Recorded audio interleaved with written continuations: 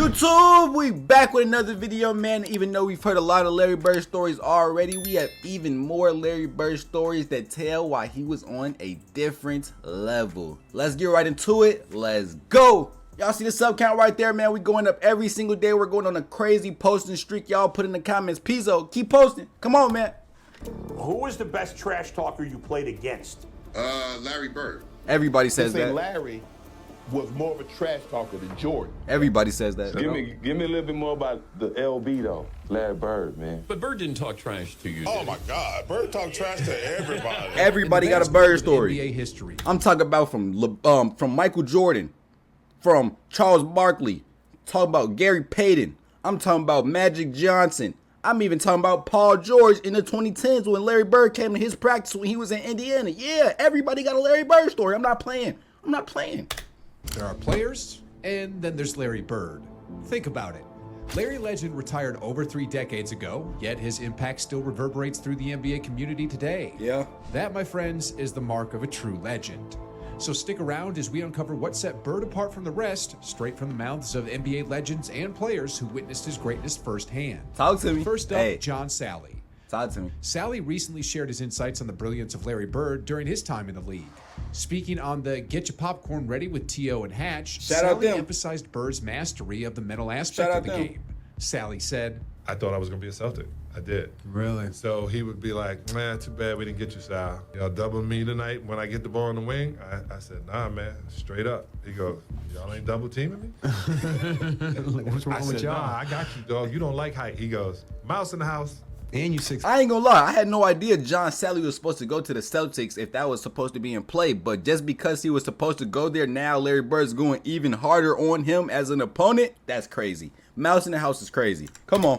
Like, what's wrong I with said, y'all? nah, I got you, dog. You don't like height. He goes, mouse in the house. And you 6'11. And they lifted. He walked me down to the post, got the ball. He said, you better ask for a double team, Sal. He said, Talking to you the all whole night. time. And he would move at his speed. I don't care how fast you think you are. Right. rather than trying to outjump or outrun opponents, Bird's success came from his strategic approach and mental toughness. He understood his strengths and weaknesses. Larry Bird would put fear in me and everyone else, just like Luka does. And I watch him going, man, this dude is every move Kevin McHale's ever had plus, and he can put the ball in the basket. Isaiah Thomas. Isaiah, that's In a another recent legend. episode of All the Smoke podcast, NBA legend Isaiah Thomas shared a hilarious anecdote involving none other than Larry Bird. As the episode neared its end, Thomas couldn't resist spilling the beans on a memorable encounter with Bird. The 12-time NBA All-Star recounted how Bird took offense when Thomas listed off his teammates, none of whom were black, tasked with guarding him on the court. Thomas said, He said, "Who guarding me?" And I was like, Which one of these white boys is guarding me? I know he not. I know you not. how Bird took offense when Thomas listed off his teammates, none of whom were black, tasked with guarding him on the court. Thomas said, Larry Bird is he said, crazy. "Who guarding me?" And I was like, I got Kelly, I got Lamb, I got Benson. He's like, "You ain't got no brothers?" Disrespecting me. That's what he said. Straight up. That's exactly what he said. He said, "Hey man, you can't put no white dude on me. That is straight disrespect." Now, Bird's remarks might raise a few eyebrows, but in the world of professional sports, particularly basketball, black athletes have long been celebrated for their exceptional athleticism. Terrell Brandon. On an appearance on the basketball All right, this says NBA legends. And you're talking about Terrell Brandon. I don't care about no Terrell Brandon. No, I'm just playing. Kings PDX, Terrell Brandon gave us a playing, glimpse into what it chill. was like to face off against the legendary Chill. Larry Bird. Brandon said, Bird is a psychologically assassin. In what way, though, man? You say that, how? How can a person jump this high and out-rebound you? How can a person just move you that way and make you a deficiency? Right. How can a person jump and just, when we practice, he would be running around Boston Garden while we was practicing. That was psychological. And we was watching him running around. in the Boston Garden. Oh, he was on the Celtics, huh? Okay. And it was like, why are you running? Brandon undoubtedly painted a vivid picture of the challenges and thrills playing against a player of Bird's caliber. Byron Scott. Okay. In a surprising revelation, B. Byron Scott? Scott, who spent 11 seasons with the Lakers, shared some intriguing insights about Bird. Now, he really went against Bird. He went against Bird when Magic was on the team and Kareem and them, so they had the real history. Let me hear it. Scott, Come on the now, let me three-time hear. MVP, wasn't just a legendary player on the court, but also the greatest trash talker he ever encountered. A lot of people don't know this. You probably know this, Dan, but Larry Bird was one of the biggest trash talkers in basketball. Bird didn't just talk the talk, he walked the walk, often predicting his moves to the defense before executing them flawlessly. Scott said, So we playing them in the last play. He says to James Worthy, he says, you guys don't have to worry about it. I'm going to go right over there that corner. He said, they're going to set a screen for me. We're taking the ball out. He said, I'm going to curl right over. And he's telling us to play.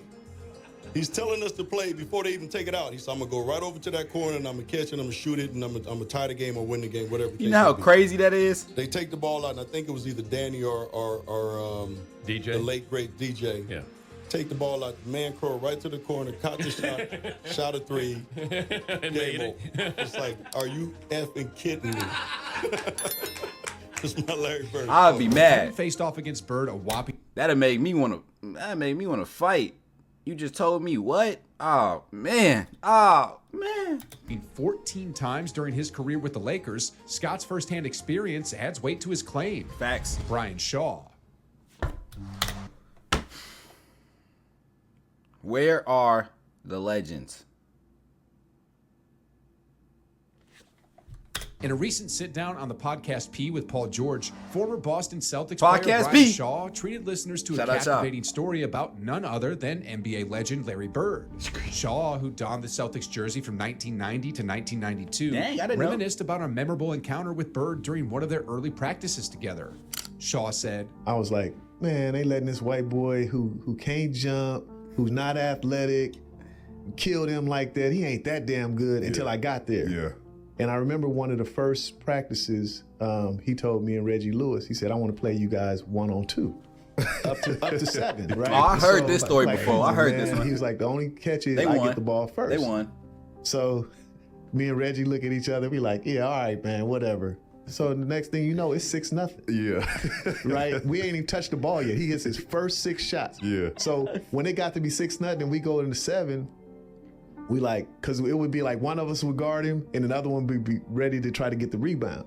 despite being past his prime, Bird showcased his That's prowess crazy, and bro. unyielding determination on the court, leaving Shaw thoroughly impressed. But what truly stood out to Shaw was Bird's playful yet relentless trash talking. Even as they battled it out on the hardwood, Bird found time to engage in banter, adding an extra layer of intensity to their practice sessions. Kareem Abdul-Jabbar.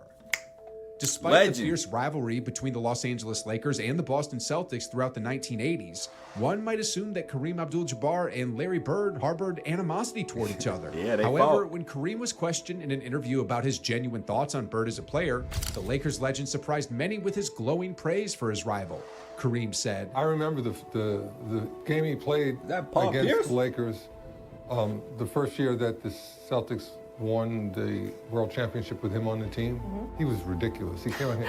I remember our sportscaster played the Superman theme when he was talking about him that night after the game because he did everything. Points, rebounds, assists, just steals, you name it. Larry has such a great mind for the game and a great touch. I had a lot of respect for him as a competitor. For Bird, earning such praise from one of his biggest rivals speaks volumes about his impact on the sport. His achievements and skills set him apart as one of the greatest players to ever grace the NBA hardwood. Patrick Ewing. Legend. Patrick Ewing, the former New York Knicks legend, shared a revealing anecdote about Larry Bird's legendary trash-talking prowess during an interview on The Dan Patrick Show. Talk about Ewing, who faced off against Bird many times during their illustrious careers, opened up about how Bird's verbal jabs extended beyond the basketball court and into his personal life. Ewing said, I remember, like I was saying, growing up in Boston, people all used to always talking about that he can't jump, he can't do this, he can't do that. And, a lot of my friends was like that, So I called all my friends back up. I said, you know, all that trash that you were talking, you need to squash all that. This man is great. He's demolishing everybody. He's doing it on the best defensive players in the league. You gotta understand, Larry Bird made it to the league for a reason. Like, you can't just talk trash about him. I know some people back home, you know, they think, oh man, y'all letting Larry Bird do that to y'all for real. Come on now. But you got to understand, when he gets to a certain point in his life, it's not about what the defense is doing to him. It's about what he's doing to himself. The only person that can stop him is himself. Larry Bird was 6'8", 250, moving how he wanted to move, doing everything he wanted to do on the court. So come on, man. I don't think you were really going to stop him that much either. Like, nobody's really stopping you, Patrick Ewing. Nobody's really stopping you either, Kareem. So when you come across another great player like Larry Bird, they're just going to get theirs. You see what I'm saying? Simple as that, man. Come on. Isn't the only one who fell victim to Bird's psychological warfare. Throughout his illustrious career, Bird silenced doubters and critics alike with his unparalleled talent and unwavering self-assurance. Indeed, Bird's swagger, confidence, and ability to back it all up have solidified his place in NBA history as one of the all-time greats. Nolan Richardson. In his Hall of Fame induction speech in 2014, former coach Nolan Richardson shared a captivating story about the first not a legend, but I seen it. First time he heard about Larry Bird. Richardson recounted, and I'm listening to the radio, and I have no clue of the players on either team. All of a sudden, this name keeps coming. Bird. He goes to the right, Bird. He makes the right, Bird. I said, God damn, who is Bird? Did you see the pass that Bird made? I can't see it, but I'm just trying to imagine it. When I got the newspaper the next morning and saw Larry's picture, I said, damn. Richardson's story offers a glimpse into the widespread recognition of Bird's talent and impact on the game during the 80s. Bird's rise to superstardom captured the attention of basketball fans and enthusiasts across the nation, with stories like Richardson's serving as testaments to Bird's legendary status. Kobe. See, that's what I'm talking about. Even people that never went against Larry Bird got stories, man. Bryant's insatiable thirst for basketball knowledge led him to question the greatness of Larry Bird, despite the Celtics legend's dominance during the 1980s. Bryant, renowned for his meticulous approach to the game, couldn't reconcile Bird's seemingly unassuming athleticism with his legendary status on the court. That's athleticism. During his early years with the Lakers, that move is literally, this move right here is athleticism. Who do you know that's not athletic that could do this? Legendary status on the court. During his early years with the Lakers, Bryant seized the opportunity to glean insights from his veteran teammates about Bird's game. He probed for answers, eager to understand what made Bird so special and how he managed to excel despite not fitting the mold of a traditional athletic player. In an interview, Bryant candidly shared his perception of Bird, expressing disbelief at the difficulty of defending him.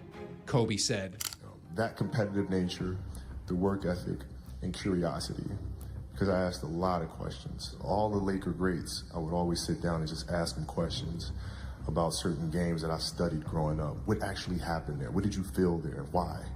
You know, Bird tough to defend. Why? Because you look slow to me. So like, I'm missing something. So like, tell me what I'm missing. You know what I mean? And so I would always ask questions and try to learn as much as I could. Bird's own admission of his lack of athleticism didn't fully satisfy Bryant's curiosity, but it shed light on Bird's unparalleled basketball IQ and strategic prowess. Bird's intelligence, anticipation, and sharpshooting skills set him apart in an era where athleticism often took precedence.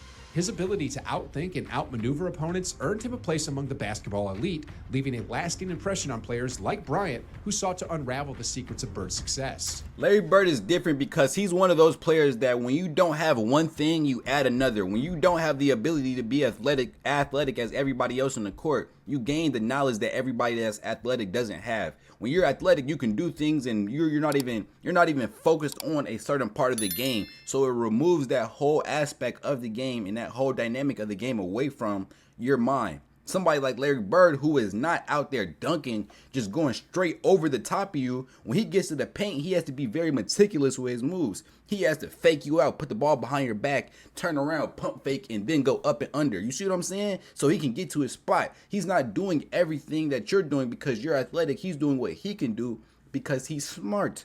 That's how you gain IQ. That's why, I'm not trying to make this about LeBron, but I think that's why LeBron is very good, because he uses his IQ along with his athleticism, and it's beautiful. Come on. Leaving a lasting impression on players like Bryant, who sought to unravel the secrets of Bird's success. Super successful. Utah Jazz icon Karl Malone recently shared a legendary Larry Bird story that adds another layer to Bird's reputation as one of the greatest players and trash talkers in NBA history. Malone said, "Sitting on the bench." I don't support Karl Malone. Impression trash talk. Dominic, one such I don't support Karl Malone. Dominic Wilkins. And if you want to know why I don't support Karl Malone, look it up. Sorry. Moment Dominic Wilkins stepped into the NBA, he showcased star potential. However, like many rookies, he faced tough lessons along the way, including memorable encounters with Larry Bird. Dropped 60 in on one him. such instance recounted by Wilkins himself, Bird wasted no time in giving the young Wilkins a tough initiation to the NBA. Despite Wilkins' considerable skills as a two-way player, Bird's relentless competitiveness and ability to back up his talk proved formidable. Wilkins recalled, I go shake his hand, and he put both hands behind his back. And I'm saying, okay, he's getting his head ready to play. And first play of the game, he says, I don't know where they got you guarding me, Holmes. And he shoots a three. I was pissed. Holmes? No, I said, I wasn't mad he hit the three. It's set up for a really interesting game. Because I remember one time I came down and I dunked it on him. He laying on the ground, he fouled me, and I'm pointing. And he said, hey, Rook. I said, what? He said, what? He said, I like you. You got balls, but I'm still going to get 30 on your ass. You know? He got about 38, but I had to pay my dues. I wasn't upset about that because, you know, back then, you know, as a rookie, you know, you got to pay your dues. Simple as that. Bird's dominance over Wilkins serves as yet another example of his unrivaled talent and mental toughness. Throughout their storied careers, Bird and Wilkins engaged in memorable battles, each leaving their mark on the other and on the history of the game. For Wilkins, facing off against Bird early in his career served as a valuable learning experience, one that undoubtedly helped shape him into the Hall of Fame player he would become. Reggie Miller. Reggie. During a recent appearance on the Dan Patrick Show, longtime Indiana Pacers star Reggie Miller expressed unwavering loyalty to his former head coach, Larry Bird. As a current TNT analyst, Miller boldly stated that if given the choice in a hypothetical draft, he would select Bird in his prime over LeBron James. Larry Bird at his best, LeBron James at his best. Okay, Or now LeBron. what rules are we playing to? We're playing today's rules. Now, man. Gotta go with Larry Joe. In today's rules, you can't touch them. Yeah. While acknowledging that All right. Hold on, let's see what he says. Bird may not possess the same physical presence as James, Miller emphasized Bird's unparalleled ability to impact the game in diverse. LeBron could do everything Larry Bird could do, but I'm pretty sure Reggie Miller is Reggie Miller used to be coached by Larry Bird. Simple as that. That's all you got to say to this one, all right? First ways. Simple. Bird and James approach the game from different angles, but both have achieved remarkable success through their unique styles of play. Miller's endorsement of Bird over James in a hypothetical draft serves as a testament to Bird's enduring legacy and influence on the game. Now, before you go, be sure to check out this next video, what NBA legends and players think of Larry Bird, for even more captivating insights into the basketball legend. Shout out Larry, Thanks man. for tuning in and catching the next one. Yes, man. Shout out Larry Bird. Shout out Larry Bird, man. I ain't gonna lie. This was a fantastic video. I love when I'm able to hear new stories about Larry Bird doing crazy things to people on and off the court. Larry Bird was a prankster. He was also a jokester, but he was also very vicious and a very crazy trash talker that you probably wouldn't even really expect.